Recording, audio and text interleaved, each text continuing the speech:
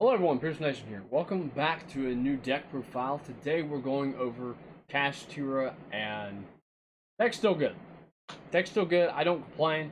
I've went 15 and 4 over the past 3 weeks I've been on it, and still does what it used to do. It's got more of a grind game now than it did back when Diabolus was a thing, which is really nice because there's not a lot of decks that, if you play Cash actually correctly, that can actually stand up to it, period, at all. So the deck's very interesting. I've got my own build, which is a lot different than all the tournament decks you've been seeing. The only things that I have that are coming, and I'm not currently playing them, and I'm seeing this much success, is I'm not playing the 2 big guy right now, which they're on order. They'll be here. Also, one of my D-shifters in the main is a common. Those are going to be prismatics in the mail. They're on the way. But I have literally everything else the way that it is meant to be and the way that I'm going to play it from here on out. If the deck gets banned, it gets banned. Like, I don't see the hype in, banning an entire archetype. So, Cash is a really good deck. Unchained is a really good deck right now. So these are the 2 best decks. I will be on Cash, and I will shortly be on Unchained because I'm a really good player and I know how to pilot decks really, really well. So, if you have any questions, leave them in the comments down below. If you want a combo guide, leave them in the comments down below. The deck plays way different than you think it does. If you play kashtira in the modern era and you think you know how it plays, you're probably wrong, because there are certain ways you have to play Cash now to get the win or to out-resource your opponent. And I mean, the past 3 weeks, I jumped back on it from my knowledge of what I knew of kashtira, and literally I've only lost 4 times. Only 4 in 2 to 3 weeks. That is really high. That's a high win percentage. That's higher than it was when I was on it. Because when I was on it, I went like 22 and 8. I'm 15 and 4. Like, I'm doing better now than I did in Diabolus era, and that's with the zone locks. So, real quickly, the things I noticed is, kashtira versus Unchained, all you really got to do is put out a Rise Heart or Fenrir, and you can basically stop them. It doesn't take a whole lot. You don't necessarily want to book cards. You want to see them play a little bit, let things get popped, and then start booking. That's always a smart bet. Imperms do magic too, but to a certain extent, because Unchained is very, very good, and you have to know this before judging a book by its cover. I'm always studying like new decks, new strategies whenever they come out. That way I know how to beat them. And right now, Cash is the best grind game against Chain. So without further ado, I will get into the deck profile and show you guys exactly what I'm talking about. Alright, we are back. And here is the deck profile. As you know, the main is exactly 40 cards. Extra deck's 15. Side's 15. I always keep them try to keep these at the exact number, because Cash is one of those decks where if you go over by a card or 2, it can make a dramatic difference in the way it plays. So, without further ado, let's go ahead and get on with the main. I'll show you that my main is not the same as yours, and I will explain everything. So first, you play Triple Fenrir. Like, don't know if you've ever played Cash, but you have to have this card. This is the most explosive card in the deck, and it does everything for you. No quick effects, but it do have trigger effects, which banishes cards face down, which is super huge. Also, it can grab any capture monster, including itself. So, generically good. It's used in every deck right now. So, if you don't have them, I'd pick them up. Next of all, we played probably the best card in the deck, 2 Unicorn. So, Unicorn is super good because not only does it search you a kashtira spell, but also it snipes extra deck monsters, which is super nice. These both have inherent summons to summon themselves for no reason, and they are ranked 7 turbo. Nice, which makes kashtira that much better. Next we still play 3 Arise. So 3 Rise Heart is where it's at. If you only pull this card and you pull kashtira birth, you're not, because you can go full combo. Because this card can unbrick you. This is why we play this card at 3. The more this you can see, the better off you are. If you draw Fenris, if you draw unicorns, you're good to go. All you have to do is pull this card and you're good. This card's super good, plus it banishes for cost. It has no on-summon effect, so that's the downside of this card. But if it is able to banish a card from your deck, it does become level 7, which means it can be used for a lot of stuff. So, yeah, Rise Heart super good, plus you can special it if you control a kashtira monster, which makes it even easier. But you're locked into Xyz, no one really cares. That's what we do. We play 1 Ogre. Ogre is the most underrated card in this deck. And they normally say, well, you don't play one without the other. Well, I do, because this card's huge. I normally use Ira and Standby to summon this thing. That way I can keep ripping my opponent's top 5, which is super huge. Because if I can see what you're drawing next, I don't care what you currently have. I'm just going to keep picking you apart, which is why you use this card. Plus, it is another one that has a inherent summon, where it just specials for no reason. And I mean, it can start your trap, but we're not playing any traps, so yeah, we're not doing that. We play 1 kashtira Scareclaw. This card's obviously one of the best cards in the deck. I actually won one of my last games with this card because I went Theosis targeting Unicorn to summon this thing. Thing's huge. 26. Thing can attack in defense mode, negates monster effects while kashtira monsters are in battle, which is super huge. We definitely do the Scareclaw. So for non-engine, play 3 D-Shifter. D-Shifter is huge. We know if we play D-Shifter, we automatically win. Against most decks, D-Shifter could probably get a hit, and we wouldn't care. It wouldn't stop Kash doing what it does. 3 Ash Blossom.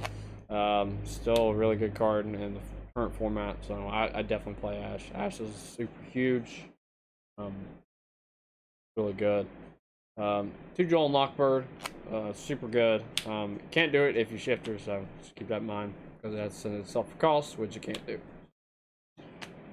Still kind of good. Spells, obviously you're playing Kash, you play 3 planet, like you gotta have this card. Card's super huge, adds any kashtira, and then it boosts all your monsters during battle for all the different attributes on the field, which makes this card the best card, period. Card's really good. If Ira activates effects, it can pop a card, but I think I only used that like 1 time. Next, you play Triple Theosis. You gotta open this to search it. Like, you gotta search one or the other. So if you either open Theosis or you open Birth, like that's the way things are gonna be. And if Theosis or Birth gets hit on the ban list, it is what it is. Theosis is the special from deck. You target a kashtira monster, special one with a different attribute in defense mode. 3 Birth, this is the monster reborn from Grave and Banished. And also it allows us to normal summon level 7s with attributing. And also this card's got a wicked effect, where if your opponent activates a spell card or effect, again, target 3 cards in your graveyard and banish them face down. If a target is removed, the other cards will still be banished. I just found this ruling out the other night, so cool. Birth is super solid. Yeah, I'm still learning new rulings on Kash. 3 Pot of Prosperity, best card in Yu-Gi-Oh! Period. And Kash, this is the one. Because if you go Prosperity and you're banishing like Goliath and Garura, like you're plussing like super hard. So definitely say play Pot of Prosperity. Definitely worth it. Next of all, play 2 talents. Card's super huge. Card actually didn't come up yesterday at all, so that's kind of funny. But I've had it come up, and the hand rip is the one you want because you get hand knowledge and you can rip a starter piece. So yeah, talents is still good. I wish I had Thrust, but I don't. I played 2 Book of Moon. Book of Moon's really solid right now. Just book cards, doesn't really matter. It doesn't really matter how many of those you pull into. It's a super good card. We play 2 cross-out designator because, you know, there's reasons. Because if we get hit with Droll and we don't have an out to it, it's gonna suck. Don't really care. People say if you play cross-out, you're playing a bad deck, but that's not the case. Kash is the best deck, and currently still is. Unchained is getting close to being the best deck, and if that's the case, then I'll have to make the switch up real fast. But for right now, I'm on Kash, and we're playing cross-out because they can't really out this. So the Kash kind of good, and the last spell we play is Terraforming. Obviously, it's a good power one-off. Searches you planet, it's the 4th copy of planet, which is what you want. Then the last 2 you play is Infinite Impermanence. Now, I'm going to go ahead and go over a card, now that everyone knows I'm playing Infinite Impermanence, and I didn't announce a certain card. Okay, so I have the card over here. You probably think I missed this card. Nope, didn't miss it. I haven't been playing this card. This card for me, out of the way. Card for me is always a brick. Always. The brick house. Everyone plays it, and I don't know why. It's a really bad card. The only time this comes up is like turn 2 or turn 1, and you go straight into nib territory every time you do this card. I hate this card. I stopped playing it. I think it's really bad. And I don't play prep because I think it's really bad. These cards are just really terrible. This is like a -2. So I've got to banish it to get the effect, to special 1 back to get nibbed. That's a -2. Like, I cannot do that. No way. What am I gonna do? Cross out the nib that's in my side deck? Like, dude, no, we're not doing this. This card, if you're playing it, you need to cut it. Like, get it out of here. This card does not help you win games. Get it out. This is like win more bullshit. Like, get this card the hell out of your deck. It is terrible. That's all I gotta say on Big Bang. Terrible. Don't. For the love of God. Alright. Now I can get to the extra deck.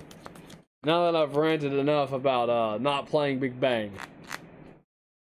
So I'll start with Garua. So, as you know, we don't fuse in this deck. This is a Prosperity target. So, Prosperity target, sometimes Prosperity target. Depends on, you know, what your game state is. This is going to be cut for the big eye. Just a filler right now, and there's obviously another spot. We got Changing. Changing will be cut for big eye as well. We play Baron. I've not made this but 1 time. I swear, this card is like, it's okay. Like, it's terrible. I play Dracosac. Dark Arm, Dragon of Annihilation. I play the Utopic Draco line. I play Double Zeus, which obviously you need to play Double Zeus. We play Double Shang, and I end it on Arise. So this is the entire extra deck that I'm rocking. Maybe separate these so you can see them. Gives enough room where you can see every card. Especially if I move some of these down and out. Get a good look. Okay, cool. We all know what the top ones are, the kashtira cards. I want you all to be able to see, you know, my actual extra deck. Because I know some people complain about them in prior videos where they couldn't see the names. I want to make sure that you can see the names of all the cards. You know exactly what I'm playing. And actually, I can show you some goo that, you know, other players won't show you. So this is the entire extra deck. This is everything I play. The only cards that I'm cutting are the ones that are side by side here. So you cut these 2 and you play Big Eye. It helps in mirror matches. I've played Big Eye before and it's huge. Big Eye, it makes the difference. But I'm still having success even though I'm not playing Big Eye. And I'm probably the only kashtira player that will tell you this. I've never lost a mirror match in my life. Never. I've never lost a kashtira mirror match, and I don't think I will intend to lose a mirror match because there's nothing that my opponents can do to actually stop me because I play all the good cards and I know how to play them, and everything I do is like 100% of the time. So I normally attach Garua and Goliath first. They're normally my first two attachments, and then I go for Theosis and other things. Deck's super good. Mecha Phantom Beast, that's really good because if you can get into 2 cash monsters without locking yourself out of the extra deck, you can actually make Donner pretty easily. And really the good play is if you get Dracossack, you can actually make BLS. Kind of nice. It's super huge. Like I said, I've never made Baron once. I don't see a point in making this card. It kind of sucks, not gonna lie. I'm sure there's a game state for it, but I don't see it. I've never had to do it. Rise and 2 Shangs, that's as good as you can get. Like, you can't write any better than that. Double Zeus, you can't write it any better. The Utopic package actually works. I like it a lot. Because if I make Dark Armed, I start popping cards, and then I have enough to make a Dracossack, I can use these 2 to get into this guy, which is super huge. And then after I start smacking around for a bit, and I make a Rise, and Rise gains 1,000,000 materials, I just overlay it for Zeus. Like, it's huge. You get like a Zeus with like 12 materials, and there's not really anything you can do. Like, Rise Heart's ridiculous. So with that is the entire extra deck. We'll get into the side deck, and then if you want, I can walk you through some combos, which I'm probably going to do. Why? Because I'm a nice guy. Oh yeah, also the consistency rate of this deck is 73%. It is higher than it was previously. And the reason for that is we're playing a lot of cards that that most builds don't play. Like the Ogre. That also helps consistency a little bit. And we play the Terraformer, which we didn't used to play, and we also played exactly at 40, where everybody's playing at 41 and 42. So, sideboard, we play Evenly Matched. Of course, the best card in Yu-Gi-Oh! You're going to play it. I played triple Book of Eclipse. Won me the game yesterday. Multiple times. I played triple Cosmic Cyclone, which is super good. Always wins me the game. I play Triple D Barrier. This D Shifter won me the game yesterday. 2 Anti-Spell Fragrance and 1 Nibiru. So this is my sideboard. This is exactly what I rock. And there's not really much more I can say to it. Anti-Spell is super solid. It can shut me out some of the time. But most of the time, these are cross-up targets because they will. I've seen a lot of people flip anti-spell on me to no avail. And Nib, you just side this in case if you're facing someone who can put out some gas and you really got to pour it on. If you got to pour it on and you're not really facing too many hand traps besides Nibiru, then I go inside Nib and I really ante it up. All these cards do have a spot, and they're all really good. Cosmic's really good right now because you're gonna find out that there is a deck called Horse coming out over the horizon.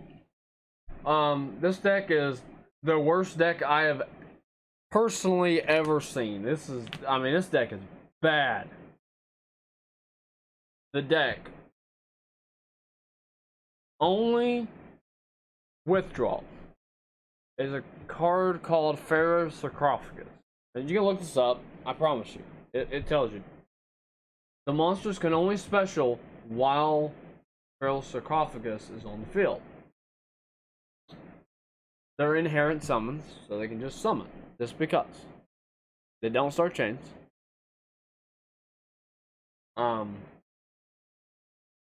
Which means if you were to Cosmic it, they would only get the 1 summon. Or if you can Cosmic it as soon as it hits, they don't get anything. Because what I understand is that's not an activation effect. The activation is the spell to resolve on the field as continuous. And then they have an effect to search, or effect to send for cost. but they can't do that simultaneously apparently. So if you go cosmic on the activation, you can actually nip it in the butt, nip it dead.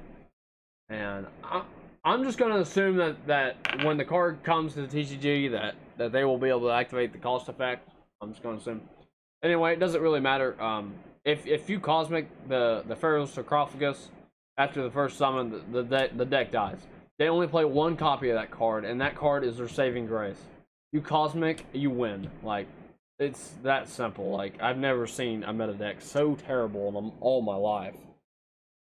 Like, I thought there was some potential for this deck. I mean, I even seen the new support that was coming out today that they announced, where there's a new field spell called the King's Sarcophagus, and I'm like, if that's what the continuous spell is, this card's going to be huge.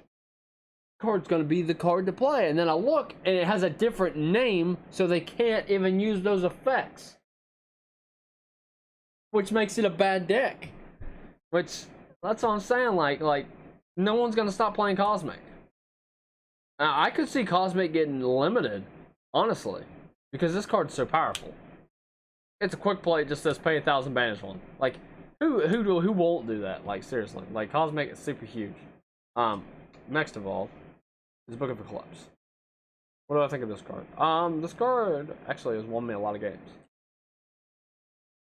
So Book of Eclipse, even though I give my opponent like a few cards, I'm almost never punished for doing this. I swear to God, I'm never punished.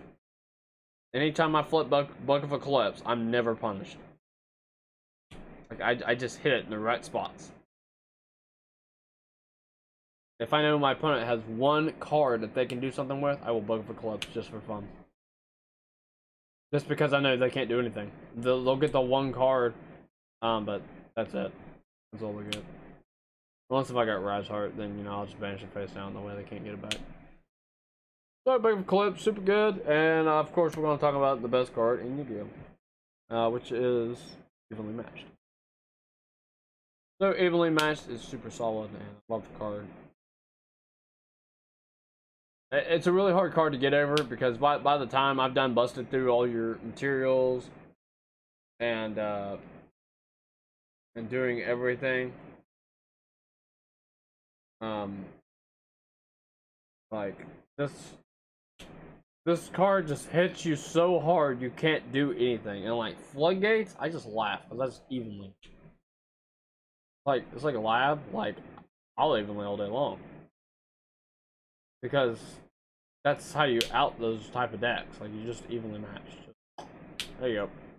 Have fun. So, with that is the entire sideboard as well. And I've explained it in full detail. So, stick around. I'm going to do probably like a 5 to 10 minute combo segment. And I'll show you what your inboard can be on turn 1 and what it needs to be. And then I'll show you an inboard on turn 2. I'll show you exactly what it needs to be. And this will be in real time. Go up to one of my cards. Fantastic. That's the only one I've dropped. Yeah. So basically what I'm going to do is I'm going to shuffle it up. And I'm going to mirror it. And then I'll show you exactly what it does. Alright, we are back. We're still shuffling here. And I forgot to mirror this thing. So give me a minute. Get in there, tactics. Yeah, I always keep my my cards in these clear sleeves. I started doing it ever since YCS because they're just super nice, super clean, and it keeps right where it needs to be. Second, I will mirror this. That way y'all can see it from my angle. The names will be backwards because it's mirrored, so keep that in mind. My extra deck is where your deck is supposed to be on your screen. So just know everything we do is ass backwards. So when I go right, it will be your left, which is a-okay. All that matters is you know the combos. You know what to do.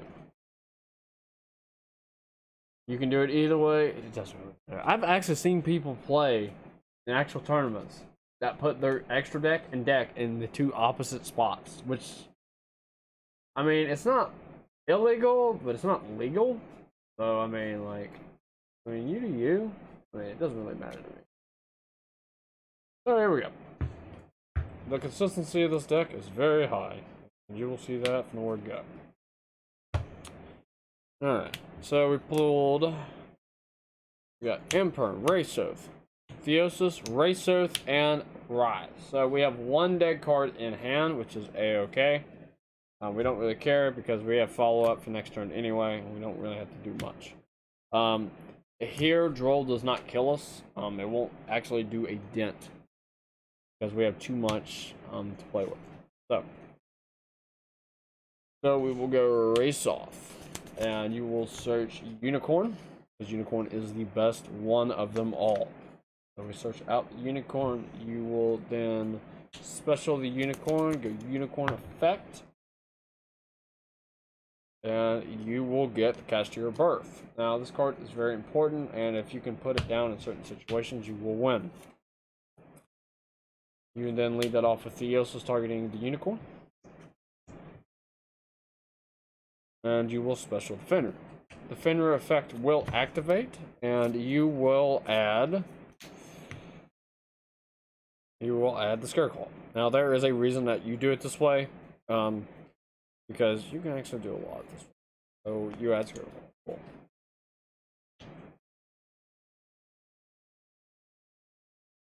There's a lot you can do. You got to do it a step at a time. So don't get carried away. You will special effect of Rise to banish. You are going to banish the Ogre, which is very important. Yeah, one more. I'll show you.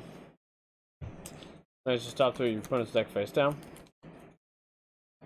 You will play Birth, and you will overlay for 2. And you will make Ira, and here, all you do is set you an Imperm and pass. This is actually a lot, believe it or not. So what happens is, stand by, this is going to activate, which your opponent will have to do something. If they activate Book or something, we can make them pay. Now this is going first, however. Also, I've got follow-up with Scareclaw for battle phase to banish the Theosis to add back the Ogre, so I've got follow-up there as well. You could have banished Fenrir or Unicorn. I always go for Ogre because he's a really heavy body with Wraithoth, plus I have another in hand, so I know what I'm going for, and plus I've got an Imperm to stop any one monster effect, so I have a lot of removal. And on standby, this will go and grab the Unicorn. We keep putting them in defense mode because you don't want them in attack. Doesn't really matter because we're gaining a whole hell of a lot thanks to Wraithoth. So. You don't want to get Lightning Storm, that's not what you want. And if we do, the back row is okay because Unicorn can go get another one. So that's basically combo number 1, and that's basically what you do in this situation. So you want to try to end on Ira. Ira is now your go-to. You need to realize this. Blocking zones is still a thing.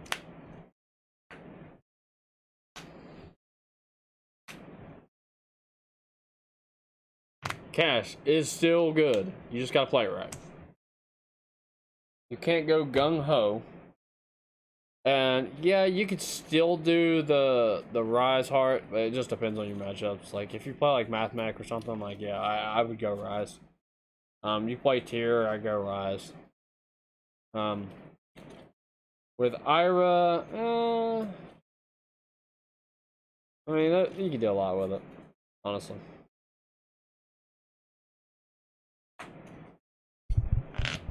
So, we'll get into hand number 2, which this is the going second hand. Going second, we have to break boards. We'll pretend like we're just going through the motions. Our opponent really doesn't have much to go with. They've got a few things down. Obviously, Kash can break boards like none other. And I don't know if you've ever tried Kash going second, but pretty solid. I go either or, it doesn't really matter. Okay, so this hand is actually really bad. Scare Claw, Shifter, Pot, and Tactics. So, you can get hands like this. We'll draw. And Joel. That's great. Prosperity. Now, Prosperity here. Two things can happen. If this gets asked, I cannot go Tactics, draw 2. This is funny, but we're gonna treat it like it goes through like none other. In case you don't know, these are your prosperity targets.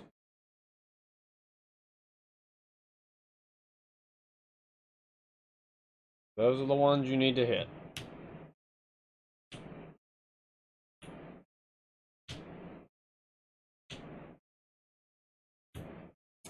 Well, I hate to say it, terrible. Because in order to do anything, you've got to get started first. So we will go Terraform. And you'll grab Pressure Planet, activate Race Off. Race Off, you go and grab Unicorn. Unicorn's the 1-card combo effect. You grab Theosis, you get Theosis targeting. Which will special the Fenrir. The Fenrir will go and get you. Yeah, you go and get a rise. And this ends you on your rise heart. You don't have to do it that way. You can actually crack boards from here. The best way to crack boards from here.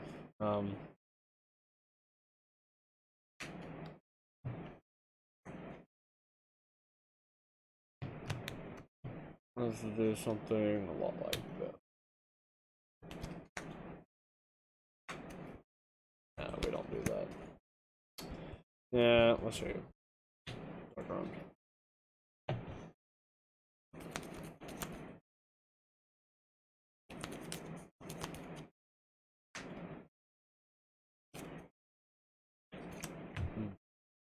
I actually went too far. Hang on.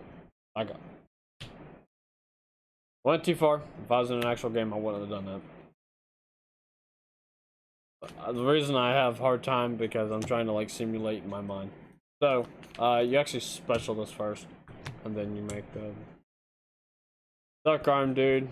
You can play in the nib in this situation, but again, I don't really know what my opponent would have at this point. The pop and the effect. Let's see. Yeah, and then you can target one and banish it. So you banish Fenrir. You detach another, and you get a pop one, and then the effect, you banish Theosis. Theosis targeting Fenrir, and you add it back. Super kind of nice. Now you get more gas, more bang for your buck. There's things you can do, but there's not a whole lot you can do in this situation. Like it's not gonna snowball on you by any means. Excellent.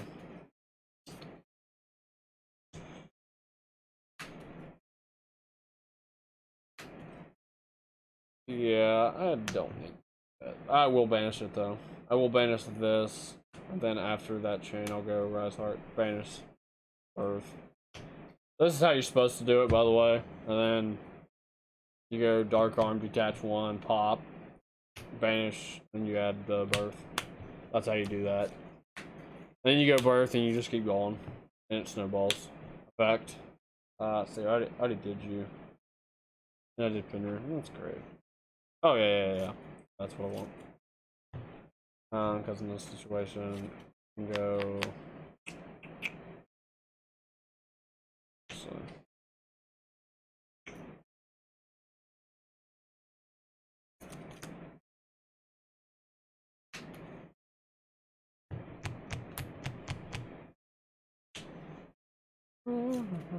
Actually, before I go Birth, let's go. Did I originally banish that? No, I didn't. Special and bird to special either. You can special that. Honestly, if you're looking for removal, you can do either or, but Finger is kind of better. My personal opinion. So you can do it that way. It all just depends on how you want to do it. And I still got a handful of stuff I can do. Because at this point, you're going to be going battle through 24. Play does more than that. 1, 2, 3. So gains 3, so it'd be 27, 18, 29, and this can't attack. So, and then you end up with a hand like this, and you draw for turn, and you draw Defender. So you just keep rolling. This deck is like insane. And basically, you don't end on this. This is not your end board. Going second, if you made it to this point and you've started cracking through, you're actually going to use the Scareclaw and the Rise Heart. This is a play that I used to mess up on. Let me make sure. That's that. That's literally what you do. Because this card's like super huge. You don't shut off your draw. Your D shifter is dead at this point. I mean, I could have used it at any point, but like it doesn't really matter. The deck's super insane. Even on hands where it's kind of getting iffy, like it starts evening itself back out.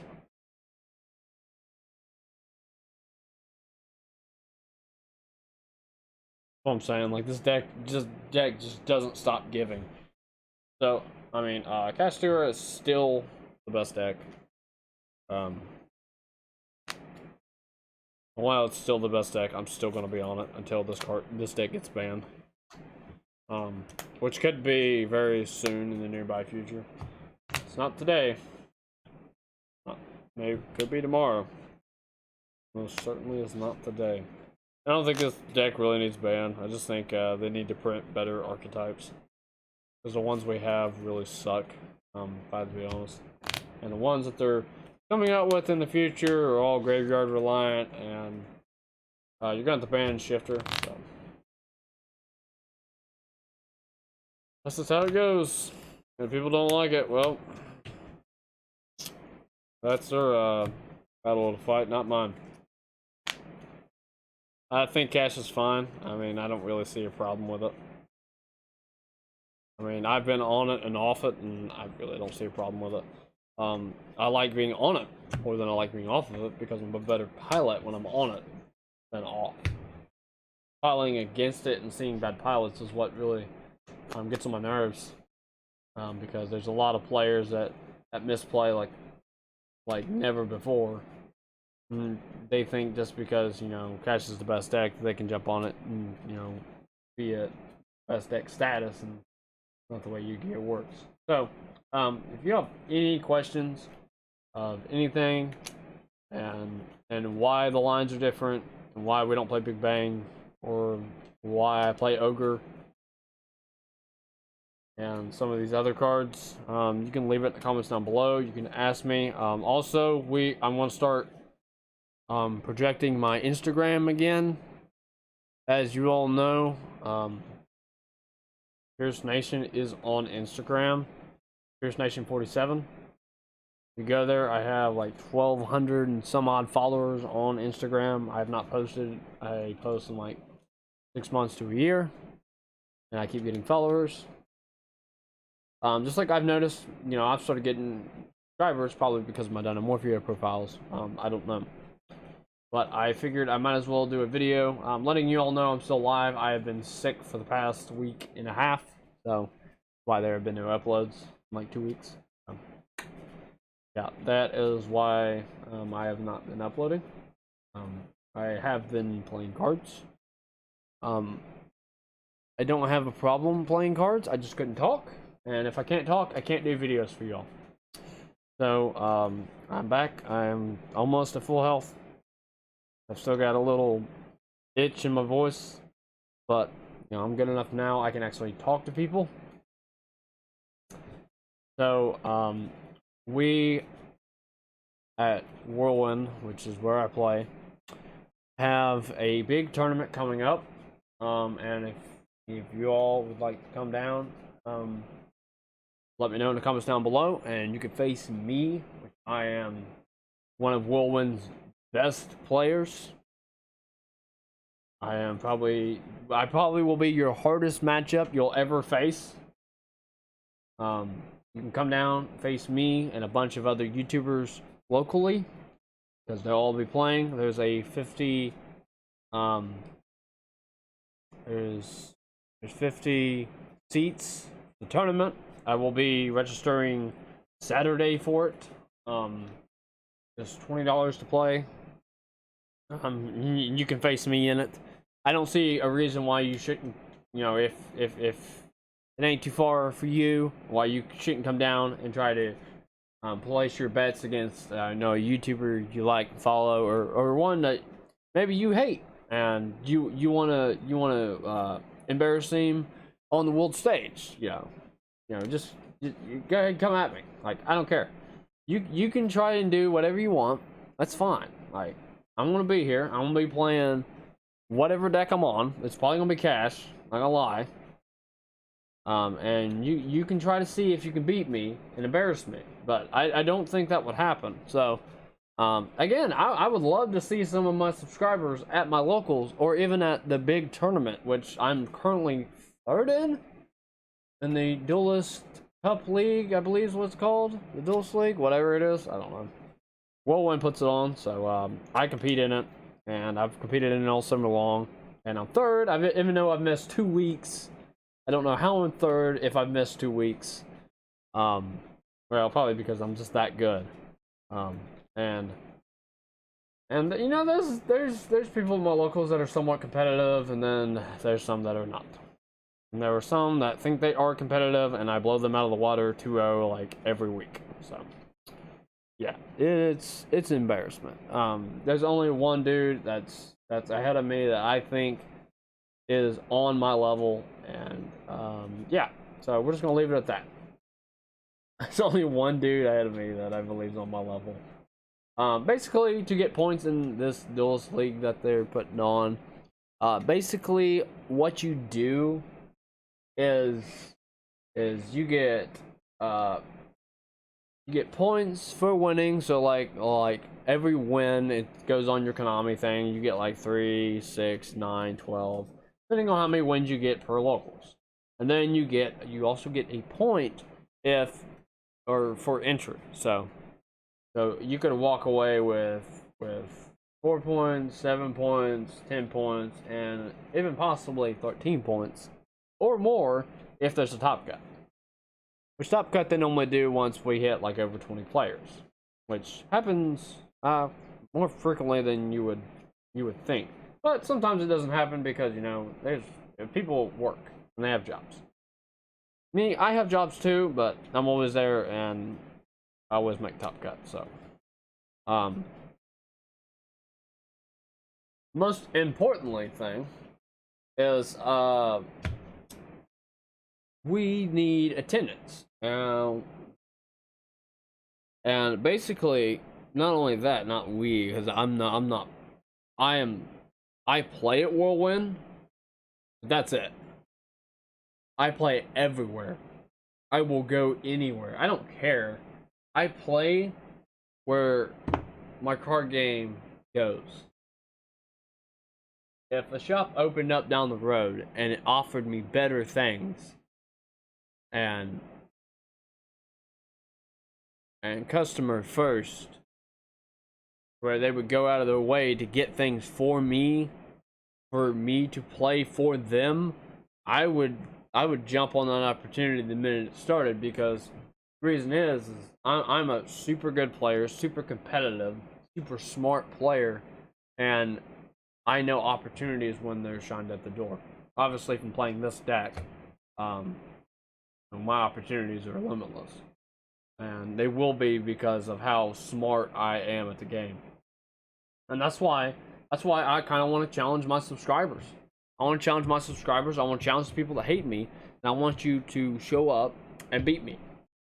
That's what I want you to do, because literally I've really been begging for this challenge, to where like I'm out of season right now, so I'm not doing regionals. I'm not doing YCSs. I'm not competing for Nats. I'm not jumping in to the Pasadena locals that Jesse and all them play in. I'm just chilling, playing my locals, going about my day. So all of my results are from my locals. And if you think you're good enough to beat me, you come on down. I mean, you get some of this. Man, I'm wanting to see some of my subs to actually pop in and look for me. And I will not hide. I promise you that. But without further ado, I am Pierce Nation. You better show up to the locals. And I'll see y'all in the next video. Pierce Nation out.